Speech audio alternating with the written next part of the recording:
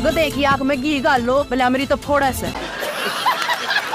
राम राम दोस्तों, आज मैं आपको जिस फिल्म की कहानी सुनाऊंगा उसका नाम है थारा फूफा जिंदा है। ये एक स्टेज ऐप की ओरिजिनल हरियाणवी फिल्म है। ये एक ऐसे इंसान की कहानी है जो भगवान के रिकॉर्ड्स में तो जिंदा है मगर प्रशासन के रिकॉर्ड्स में मर चुका है। आइए देखते हैं वो इंसान खुद को जिंदा साबित कर पाता है या नहीं। फिल्म की शुरुआत में हमें दिखाया जाता है कि बलराम अपनी पत्नी कमलेश को पानी पिलाकर करवा चौथ का व्रत खुलवाता है। फिर वे दोनों बलराम के पिता सूरजभान के पास आशीर्वाद लेने आते हैं। फिर बलराम अपने पिता से कहता है कि पिताजी, कमलेश के लिए एक वॉशिंग मशीन ले लो। हाथ से कपड़े धो धोकर इसके हाथों में छाले पड़ गए हैं। मुझे डर है अगर ऐसा ही चलता रहा तो होने वाले बच्चों के पिछवाड़े मुझे ही वॉश करने पड़ेंगे।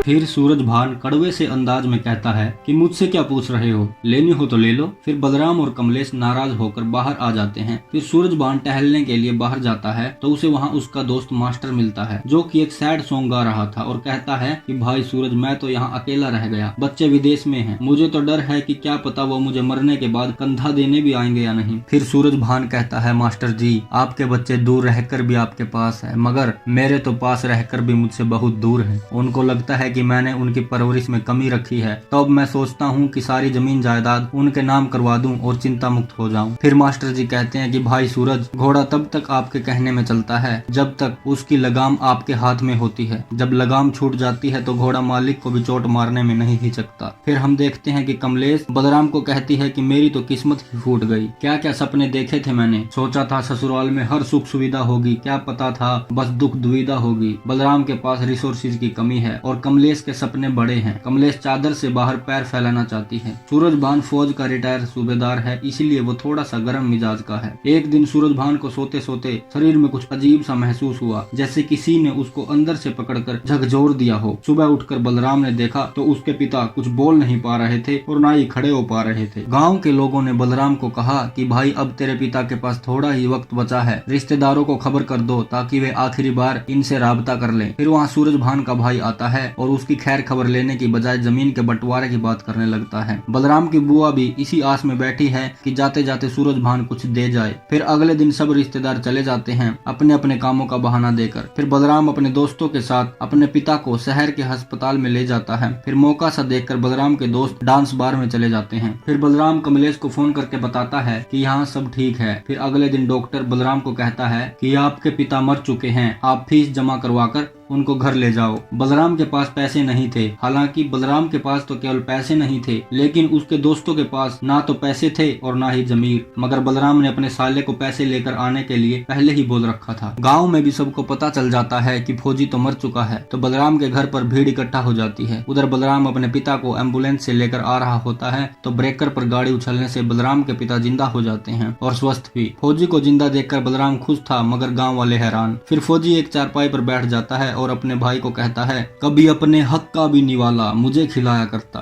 मेरे लिए शक्कर में तू घी मिलाया करता, भगवान में होनी चाहिए थी बता बुद्धि कहाँ तेरी लीन हो गई, शैतान हो गया है तू जो तेरे लिए भाई से कीमती जमीन हो गई। फिर सूरजभान सबको अपने घर जाने के लिए कहता है। फिर कमलेश और उसका भाई मिलकर एक प्लान बनाते हैं, क्योंकि सूरजभान का डेथ सर्टिफिकेट उसके पास था और कमलेश अपने सपने पूरा करना चाहती थी। डेथ सर्टिफिकेट को आगे जमा करवाकर वो लोग इंश्योरेंस का पैसा और जमीन के मालिक बन सकते थे। फिर एक दिन एक आदमी सूरजभान के डेथ वेरिफिकेशन के लिए आता है। वो सूरजभान को ही कहता है कि मृतक को वेरीफाई करना है जिसका नाम है सूरजभान। फिर कमलेश का भाई उसे ले जाता है। फिर सूरजभान सब समझ जाता है और बलराम को थप्पड़ मार देता है। उसको लगता है ये सब बलराम ने किया है। फिर वो घर से बाहर चला जाता है। फिर शाम को जब सूरजभान घर आता है तो वो देखता है बलराम अपने दोस्तों के साथ दारू पीकर अपनी पत्नी और अपने साले को भला बुरा कह रहा है। ऐसा देखकर सूरजभान बलराम को थप्पड़ मार देता है, लेकिन उसे एहसास हो जाता है कि बलराम बेकसूर है और उसको गले लगा लेता है। सूरजभान कमलेश और उसके भाई को भी माफ कर देता है। फिर अगले दिन बलराम और उसके सारे संबंधी एक रैली का आयोजन करते हैं और एक नारा लगाते हैं, थारा फूफा जिंदा है। इस रैली की वीडियो डीसी तक पहुंच जाती है। डीसी सारा मामला अपने हाथ में लेकर सूरजभान को लाइव सर्टिफिकेट दे देता है। उसी वक्त सूरजभान की तबीयत खराब हो जाती है। फिर बलराम उसको घर ले आता है और सूरजभान बलराम की गोद में ही दम तोड़ देता है। दोस्तों, अगर आपको पता चले कि आप डॉक्यूमेंट्स में मर चुके हो